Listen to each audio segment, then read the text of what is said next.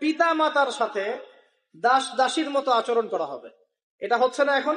যেই মায়ের পায়ের নিচে জান্নাত, সেই মাকে এখন সম্পত্তির জন্য হত্যা করা হয়। যেই বাবার সন্তুষ্টিতেই সন্তানের জান্নাত, ওই বাবাকে বৃদ্ধাশ্রমে রেখে আসা হয়।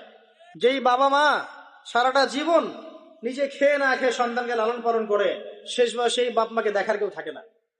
নিজে যখন হাঁটতে পারতো না, বাবা ওর হাত ধরে হাঁটায়।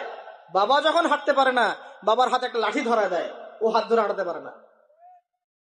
সন্তান হিসেবে আমরা এখন অপদার্থ, নোংরা প্রজন্ম। এই যে বুদ্ধি প্রতিবন্ধী টিকটক প্রজন্ম, না জানে বাপের সম্মান, না জানে মায়ের সম্মান, না জানে বাপ কি জিনিস, না জানে মা কি জিনিস। যাদের বাবা মা নাই তারা জানে বাবা মা কি জিনিস। আমাদের মধ্যে যাদের বাপ মা মারা গেছে তারা জানে বাপ মা কি জিনিস, যাদের বেঁচে আছে এরা জানে না। নবী সাল্লাল্লাহু আলাইহি ওয়াসাল্লাম বলেছেন, ওই ব্যক্তির জন্য ধ্বংস যে ব্যক্তি পিতা মাতাকে পেয়েছে, তাদের খেদমত করে জান্নাত লাভ করতে পারে নাই। এই ব্যক্তির জন্য চরম ধ্বংস। পিতা মাতাকে কষ্ট দিয়েন না। মায়ের প্রসব বেদনার একটা সেকেন্ডের ঋণ আপনি শোধ করতে পারবেন না।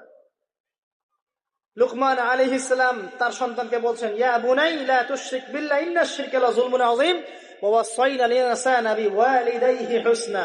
তোমার পিতামাতার সাথে ভালো আচরণ করো। হামালাতহু উম্মুহু ওয়াহনান আলা ওয়াহন। তোমার মা তোমাকে কষ্টের পর কষ্ট লালন করে সহ্য করে এই যে প্রসব করেছে। ওয়া ফিসালুহু ফি আমাইন, 2 বছর দুধ পান করিয়েছে। এই ঋণ শোধ করতে পারবে কেউ? আল্লাহ পাক আমাদেরকে বোঝার তৌফিক দান করুন। আল্লাহ পাক আমাদেরকে পিতা মাতার খেদমত করার তৌফিক দান করুন। আমিন।